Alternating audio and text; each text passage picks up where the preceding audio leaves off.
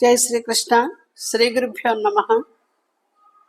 రేపు శ్రీరామనవమి పర్వదినం సందర్భంగా శ్రీరామ కర్ణామృతం నుండి శ్లోకాలను అనుసంధానం చేసుకుందాం.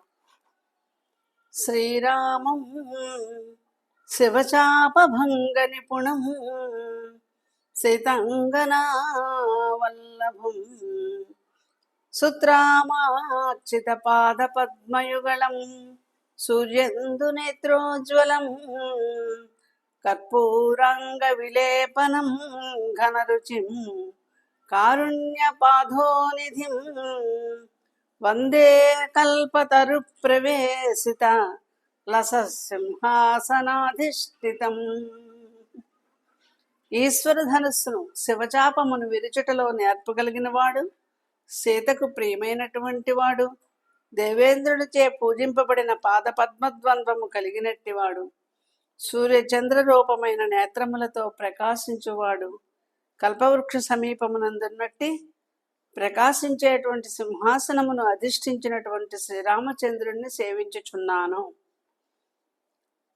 శ్రీరామ శితికంధరస్య ధనుషః సంభేదన ప్రహసితాం సీతాం కాంచన సన్నిభాం పరిణతాం ఆకల్పరత్నోజ్వలాం వామాంకోపరి లజ్జయానతముఖీం ఆలోక్య దివ్యాసనే శ్రీమద్భాను శశాంకకోటి సదృశః శ్రీమద్భాను శశాంకకోటి సదృశః పాయాసనో రాఘవః.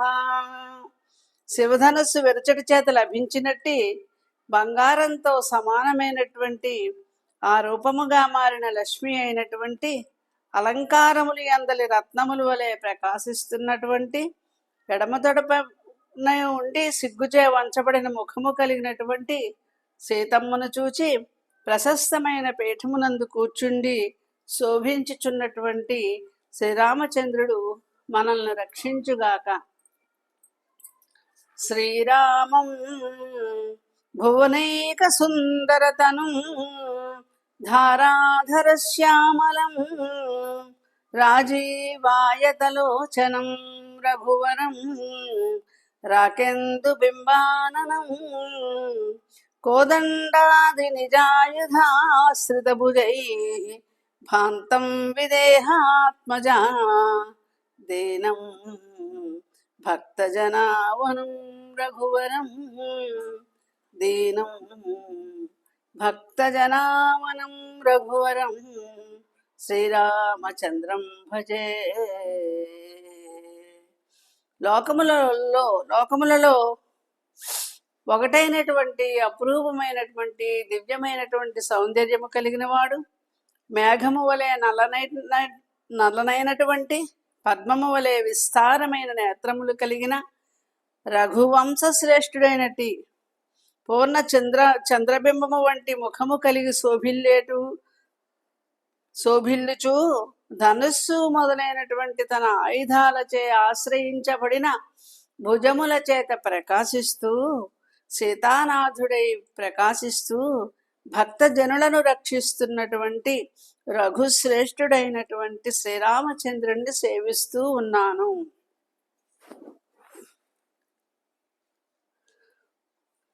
రామం రాజశిఖామణిం రఘువరం రాకేందు బింబాననం రాజీవాయతలోచనం రణహతానేకాసురం రాఘవం సీతాచారు పయోధరాంచిత లసత్కాశ్మీర గంధాంచితం రాజత్కుండలమండితం శుభకరం రాజత్కుండలమండితం శుభకరం రామాభిరామం భజే. ధరణీనాథ శిరోమణిన్ శుభకరుణ్ దైత్యాభ్రజంఝానిలన్ ధరణీజోరు పయోధరాంకిత లసత్కాశ్మీర గంధంకితున్ సరసీజేక్షుణు గండమండల విరాజత్కుండలన్ రాము సుందర పూర్ణేంద్రుని భాననున్ కొలిచెదన్ రామాభిరామం రామాభిరామం మదిన్. చివరిగా మొల్ల తన రామాయణంలో శ్రీరామచంద్రుని యొక్క సౌందర్యాన్ని వర్ణించినటువంటి పద్యాన్ని అనుసంధానం చేసుకుందాం.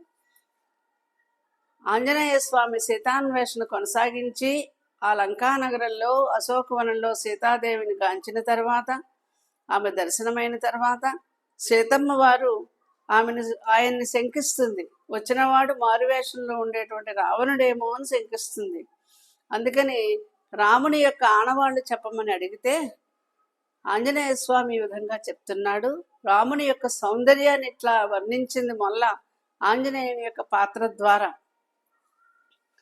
నీలమేఘఛాయబోలు దేహమువాడు, నీలమేఘఛాయబోలు దేహమువాడు, ధవళాబ్జపత్ర నేత్రములవాడు, కంబు సన్నిభమైన కంఠంబు గలవాడు, చక్కని పీన వక్షంబువాడు, తిన్ననై కనుపొట్టు దీర్ఘబాహులవాడు, ఘనమైన దుందు విస్వనమువాడు, పద్మరేఖలు కల్గు పదయుగంబులవాడు, బాగైన ఎట్టి గుల్ఫములవాడు, కపట మెరుగని సత్య వాక్యములవాడు, కపట మెరుగని సత్య వాక్యములవాడు, రమణి రాముండు శుభలక్షణములవాడు, ఎన్ని గుణముల రూపింపనెసుగువాడు,